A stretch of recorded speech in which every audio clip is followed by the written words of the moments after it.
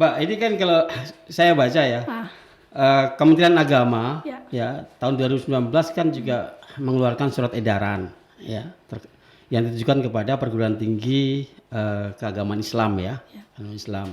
Di situ juga diatur tentang pencegahan dan penanganan kekerasan seksual dan juga ada sanksi-sanksinya, ada sanksi administrasi sampai pidana gitu. Surat edaran surat edaran. Lalu kemudian belum lama yang sempat juga menjadi kontroversi, misalnya Permendikbud ya nomor 30 tahun 2021 ya. Nah itu juga sebenarnya dihadirkan juga, maksudnya juga untuk penanggulangan masalah kekerasan seksual yang terjadi di dunia pendidikan ya, perguruan tinggi. Apakah itu masih belum cukup? Itu saja ya, maksudnya kalau dari sisi keberpihakan terhadap perempuan itu adalah satu langkah maju. Tapi lagi-lagi kalau surat edaran itu kan biasanya kekuatan hukumnya tidak sekuat kalau dia undang-undang ya. Dan Permendikbud itu yang baru juga ternyata masih menimbulkan polemik gitu. Beberapa pihak mempermasalahkan pasal yang mengatakan bahwa kekerasan itu adalah disebabkan karena relasi timpang, relasi kuasa dan relasi gender yang timpang. Itu masih ada yang tidak terima. Masih ada pihak yang mengatakan bahwa relasi dalam agama itu diatur relasi perempuan dan laki-laki itu harmonis. Seharusnya kalau relasinya harmonis ya tidak terjadi kekerasan gitu. Pasal yang lain adalah tentang konsen, persetujuan korban. Itu yang itu jadi masalah banget, itu yang paling berat gitu ya. Sebetulnya harusnya melihatnya adalah ini permen tentang pencegahan dan penanganan kekerasan seksual. Ya berarti memang konsen itu persetujuan, kalau dilakukan tanpa ada persetujuan korban itu adalah kekerasan. Nah tapi jangan terus diartikan bahwa kalau ada konsen maka boleh berarti zina, seks bebas dan lain-lain itu boleh. Artinya kan kalau kemudian zina itu treatmentnya beda. Ini kan undang-undang kekerasan seksual, permen kekerasan seksual. Jadi kayak sakitnya kanker kan nggak bisa diobati dengan obat penurun panas gitu ya. Harusnya kalau beda penyakit ya beda treatment harusnya. Jadi kalau kemudian konsen di dalam istilah kekerasan seksual itu kemudian dilarikan kemana-mana, itu beda konteks sebetulnya. Jadi Permendikbud itu masih belum bisa menjawab untuk menanggulangi kekerasan seksual. Ya sebetulnya bagus langkah maju ya, karena selama ini kan selama ini kalau terjadi kekerasan seksual di dalam kampus itu kan lebih karena tadi relasi kuasa yang timpang antara dosen misalnya dengan mahasiswa, antara senior dengan juniornya gitu. Nah ketika mereka selama ini lapor ke jurusan misalnya bahwa mereka mengalami kekerasan seksual, biasanya hanya ditertawakan, hanya dianggap oh itu mungkin bercanda. Dan satu lagi atas nama menjaga marwah kampus, biasanya dia malah kemudian dibungkam untuk tidak menceritakan itu keluar gitu. Nah dengan adanya Permendikbud 30 tahun 2021 itu justru sebetulnya mengisi ruang hukum yang kosong. Kalau anak mengisi ruang hukum yang kosong sehingga hadir Permendagri. Kan kalau anak di bawah umur dia pakai yang undang-undang anak di bawah umur. Kalau yang misalnya perzinahan atau selingkuh yang menyangkut rumah tangga, ada undang-undang perkawinan. Tapi di sisi yang usia di perguruan tinggi itu memang kosong. Jadi ada kekosongan di situ. Kekosongan hukum. Jadi memang dengan adanya permen itu harapannya dikeluarkan Permendikbud tadi. Harapannya bisa mencegah dan melakukan penanganan tentang kekerasan seksual. Dan di permen itu bagusnya nanti akan ada satgas. Jadi ada satgas khusus di kampus yang itu akan dibentuk, isinya itu sesuai dengan kurikulum kampus Merdeka, isinya sih harusnya mayoritas mahasiswa. Lalu ada tenaga pengajar, ada tenaga pendidik. Tapi mereka ini akan diseleksi, jadi track recordnya harus jelas bahwa mereka memang berpihak pada perempuan gitu. Nah itu kan belum pernah ada, jadi kalau kemudian ke depan terjadi kekerasan seksual yang menimpa mahasiswi misalnya, dia tahu kemana dia harus lapor dan dia tahu bahwa apa yang dia ceritakan itu diatur dalam di akan ada ujungnya, ada di permen, ada kan? Artinya ada langkah positif juga kan? Sangat positif, cuman ya itu tadi yang dipersoalkan justru persetujuan korban itu menjadi masalah. Persetujuan korban tadi yang menjadi polemik ya.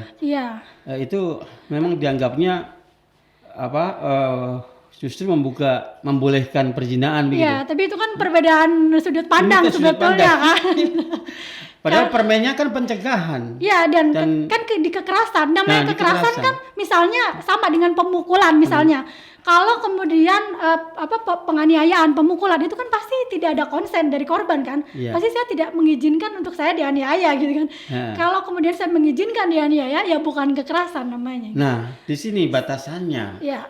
Batasan antara kekerasan seksual ya dengan tadi suka sama suka atau persetujuan. Ini gimana nih, Pak? Batasannya nih. Ya, untuk membedakan ini kekerasan seksual. Ya. Oh, ini suka sama suka misalnya. Nah, gimana ya untuk menjelaskan ini? Tapi sebetulnya begini, kenapa konsen itu penting? Karena supaya perempuan itu punya otonomi untuk tubuhnya, untuk dirinya gitu loh. Bahwa saya punya freedom of expression ya atas diri saya gitu. Jadi otonomi itu ada di saya, bukan di orang lain. Jadi artinya itu tadi, kalau dia kemudian melakukan sesuatu yang di luar dari konsen saya, di luar dari persetujuan saya, maka itu adalah sebuah kekerasan terhadap saya gitu. Nah, kalau kemudian itu adalah dengan persetujuan saya, kita treatmentnya lain, jangan pakai permen ini gitu, tapi pakai perangkat hukum yang lain. Hukum yang lain. Jadi hadirnya undang-undang tindak pidana kekerasan seksual itu penting ya. Sangat penting sekali Sangat dan penting. mendesak untuk segera disahkan sebetulnya. Karena mendesak. semakin hari kan semakin banyak korban dan semakin banyak kita dengar di mana-mana mulai banyak yang berani menyuarakan apa yang dia alami. Itu kan supaya dia tidak menjadi korban kedua kalinya gitu ya, tidak dikorbankan lagi, maka harus segera ada payung hukum yang memang melindungi mereka. Iya. Tapi kelihatannya gimana nih, Mbak Amalia, melihat kira-kira peluang keberhasilan disahkannya RUU TPKS ini? Iya, sebetulnya saya berharap banyak kepada legislator perempuan ya, karena kan kita memberikan affirmative action kepada perempuan, menambah jumlah perempuan di parlemen. Harapannya adalah kemudian mereka bisa mendesakkan aturan-aturan hukum yang itu ada sensitif gender gitu ya, berpihak pada perempuan. Tapi justru yang kita tahu misalnya yang justru yang paling keras menyuarakan tadi soal konsen itu di Permendikbud justru adalah legislator perempuan. Loh, justru itu. Nah, itu makanya kemudian bisa jadi masalah ya. Bisa terjadi. Ini justru itu kan jadi bias nih, ya kan? Jadi bisa bias gender. Dan artinya kan bahwa affirmative action itu yang kita beri ternyata justru tidak menguntungkan perempuan. Iya, kan misalnya sebaliknya. Sampai saat ini kan beberapa fraksi ya di DPR kan belum bulat. Ya, ada beberapa fraksi yang menolak, yang tidak setuju dengan RUU TPKS dimasukkan dalam prolegnas, ya. Dan fraksi-fraksi itu kan ada juga perempuannya. Iya, betul. Ya kan? Tapi justru mereka tidak. Jangankan mendukung, bersuara aja nggak berani. Ya, itu kenapa bisa begitu itu? Karena kalau di kita kan anggota legislatif itu tidak punya freedom of expression ya, karena mereka hanya menjalankan aturan fraksi. Jadi yang punya wewenang sih di fraksinya gitu.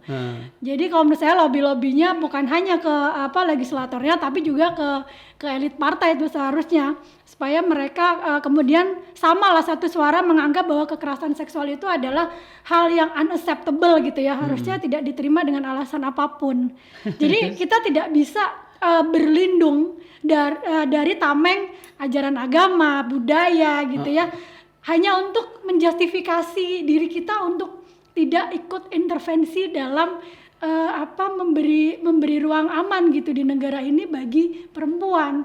Saya pikir kalau tameng-tameng budaya agama itu kayaknya cuman untuk supaya saya tidak usah ikut gitu ya, saya pakai tameng itu gitu. Padahal kita punya tanggung jawab moral ya, apalagi perempuan sesama perempuan gitu kan. Harusnya ada representasi deskriptif sesama perempuan, satu nasib gitu ya. Memang mungkin hari ini yang menjadi korban bukan kita, bukan anak kita, bukan saudara kita gitu ya. Tapi suatu saat bisa jadi bisa gitu loh. mengalami itu. Iya, tapi bagaimana kita menempatkan diri kita untuk berempati dengan korban-korban yang ada sekarang gitu. Iya, memang Mbak Luki melihat ini ya, agama berpengaruh kuat ya, digunakan sebagai tameng. Iya. Ya. Kita Dan itu mengubahnya agak sulit ya. Itu gimana caranya itu untuk memberikan edukasi kepada khususnya kaum perempuan gitu? Iya, nah sebetulnya tapi kalau kemudian di dalam di ruang-ruang privat itu kan kita masih membawa agama, membawa budaya gitu ya. Tapi di ruang-ruang privat itu kan tetap ada relasi yang timpang tadi antara perempuan dan laki-laki, antara senior dengan junior, yang tua dengan yang muda gitu, tuh ada relasi timpang. Nah, Arik itu sebetulnya untuk mencapai keberpihakan gender itu memang perempuan tidak bisa bekerja sendirian, berjuang sendiri nggak bisa. Memang harus kemudian working with men, kerjasama dengan laki-laki. Nah ini saya senang sekali karena ketua Panja yang sekarang itu laki-laki, ya benar Mas Willy. Nah mudah-mudahan ini bisa kemudian lebih membuka gitu. Ruang untuk segera mensahkan ini gitu, karena nggak cuma dari perempuan, karena kalau perempuan saja juga di DPR jumlahnya hanya 1/5. Ini kan soal keadilan yang diperjuangkan, sehingga tidak memandang jenis kelamin ya. Betul. Nah seharusnya semua satu suara ya untuk menolak kekerasan apapun bentuknya. Kekerasan itu harusnya tidak pernah dibenarkan gitu. Nah cuma yang hal ini khusus memang kekerasan seksual. Kekerasan yang lain-lain juga ada, dan itu kan sudah ada di KUHP ya. Untuk kekerasan ini memang agak spesial karena kadangkala pelaku kemudian argumennya adalah ya kan saya bapaknya gitu ya, saya berhak melakukan apapun atas anak saya. Nah itu otonomi perempuan jadi tidak ada ketika dalam posisi itu, dan kemudian rumah aja sebagai tempat yang harusnya paling aman bagi kita hidup ternyata tidak. Kalau rumah tidak aman, berarti kan negara harus hadir memberi keamanan kepada semua warganya gitu. Itu kan mengerikan ya. Dari pemberitaan tuh sering kali kita baca terjadi anak melakukan ayah melakukan kekerasan terhadap anak kandungnya sendiri, ya bahkan sampai hamil. Itu sering kali terjadi loh itu, ya. Kemudian hubungan kakak dengan adik tiri dan sebagainya dalam hubungan keluarga. Nah itu maksud saya itu bagaimana ini strategi yang efektif yang tepat ya untuk mencegah agar hal itu tidak terjadi secara terus menerus ya. Jadi saya kira kan tidak cukup dengan regulasi yang komprehensif ya, yang kuat kedudukannya seperti undang-undang, peraturan dan sebagainya. Tetapi kan ada aspek lain juga, edukasi, pendidikan, ya. Nah, kemudian ada satu mungkin pendidikan seks juga kan perlu ditanamkan juga ke generasi ya, agar mereka mengetahui ya resiko dan sebagainya, gitu. Nah. Ini bahkan tidak hanya di keluarga kan, tidak hanya dalam satu keluarga. Ini di sekolah-sekolah, di tempat-tempat kerja, dimanapun terjadi itu. Nah bahkan di pesantren, ya seringkali kita baca nih, ini sering loh, frekuensinya makin sering gitu. Misalnya beberapa ustadz mencabuli muridnya, nah guru ngaji mencabuli muridnya, dan padahal dia mengajarkan soal moralitas juga kan. Nah inilah maksud saya, kenapa ini bisa terjadi gitu. Selain penegakan hukum dan ketersediaan kehadiran undang-undang tadi yang apa kira-kira Mbak itu? Karena begini, mereka melakukan itu dan terus terjadi karena memang aturan hukumnya tidak ada gitu kan. Mereka paling akan hanya kena berapa bulan gitu ya, bukan tahun gitu kan. Nah terus yang pertama itu, yang kedua adalah ada yang tadi relasi timpang itu yang menyebabkan kemudian mereka bisa memaksa, bisa mengancam si korban untuk tidak lapor kemanapun. Dan korban juga tidak tahu tempat melapor itu kemana. Bayangkan kalau di pesantren yang sangat tertutup gitu kan lebih susah lagi mau lapor kemana.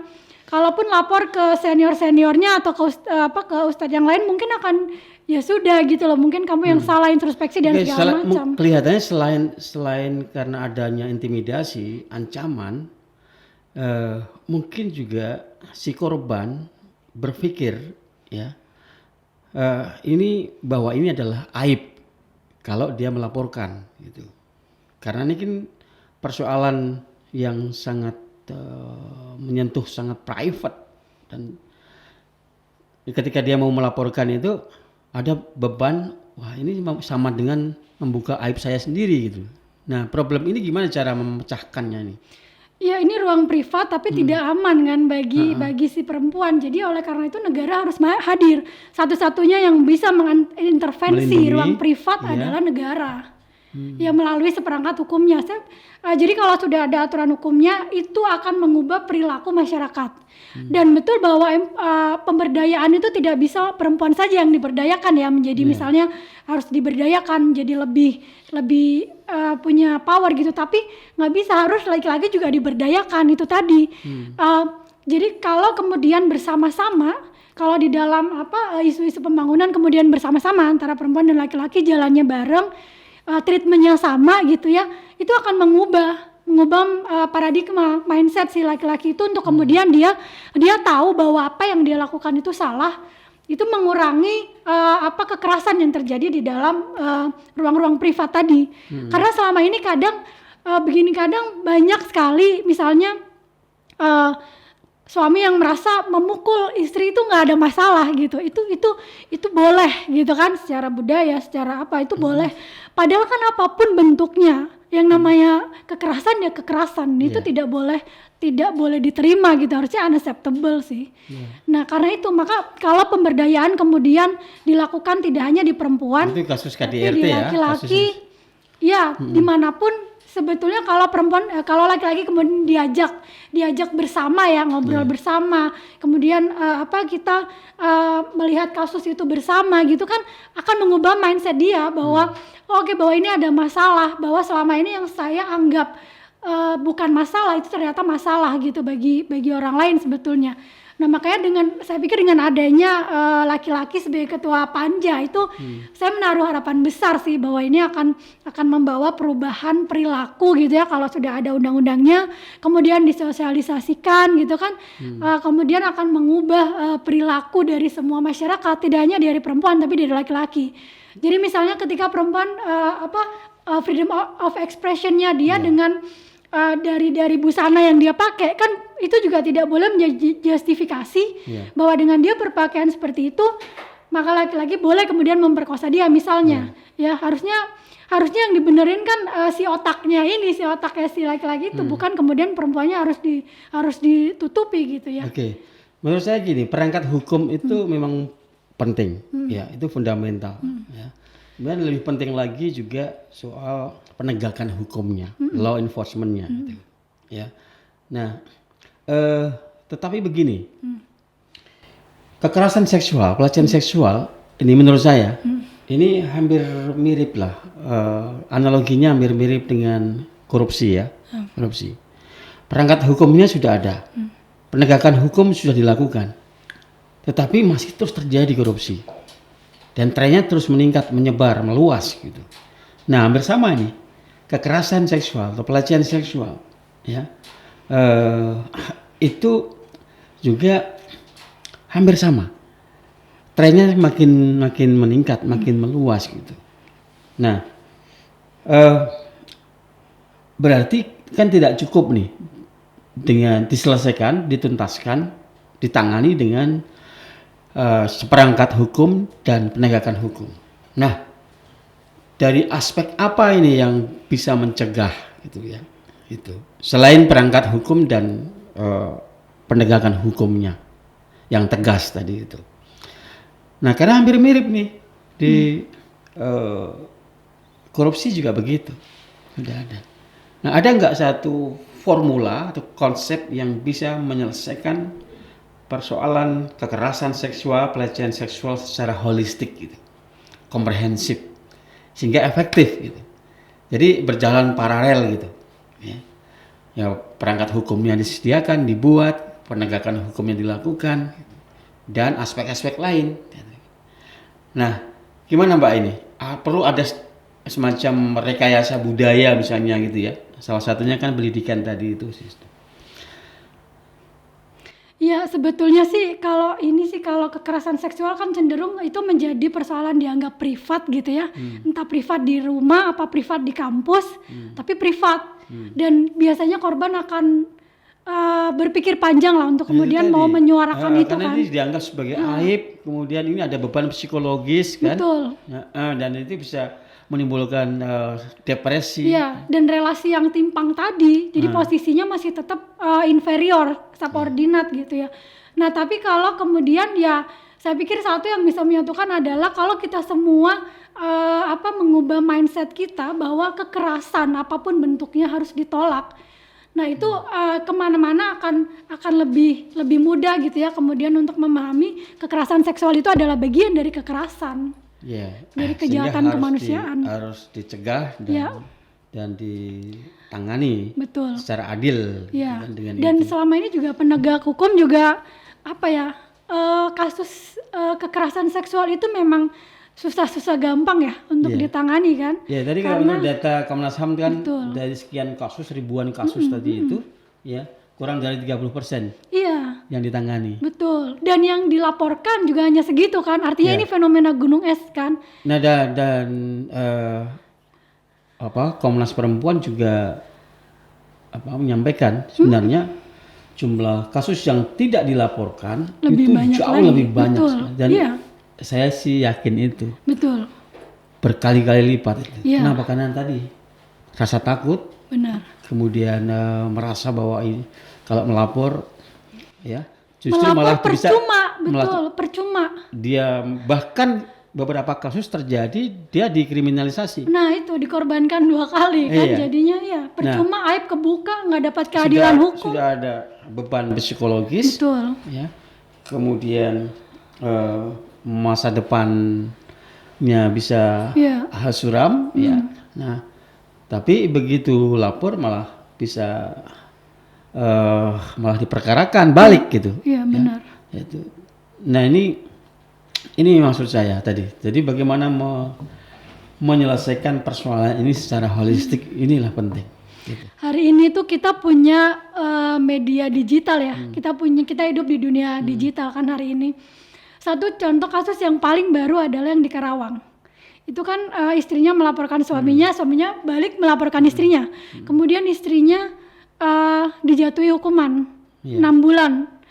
Nah, kemudian ini diviralkan kemana-mana. Karena ini viral, kemudian aparat kemudian berjalan ya, bertindak mereka. Jadi setelah ini viral, kemudian para aparat itu kemudian dicopot dari jabatannya. Jadi kan ini istrinya melaporkan suaminya melaporkan balik istrinya gitu. Yeah. Nah dianggap karena tuntutan istrinya kemarin diterima, maka berarti tuntutan suaminya juga harus diterima. Nah kemudian dia divonis dituntut di tingkat provinsi dia dituntut 1 tahun, kemudian di tingkat kabupaten kota itu dia akhirnya dituntutnya 6 bulan. Kemudian karena viral, ya untungnya ya kemudian karena viral ini kemudian Jaksa Agung kemudian mencopot Aspidum di Aspidum Jawa Barat, kemudian mencopot si Kapolres juga kemudian dipindah gitu ya. Itu bagus kan berarti ya? Itu yang baru ya. Jadi ada enforcement yang lain adalah melalui diviralkan di media sosial itu kemudian biasanya negara bergerak, aparat bergerak.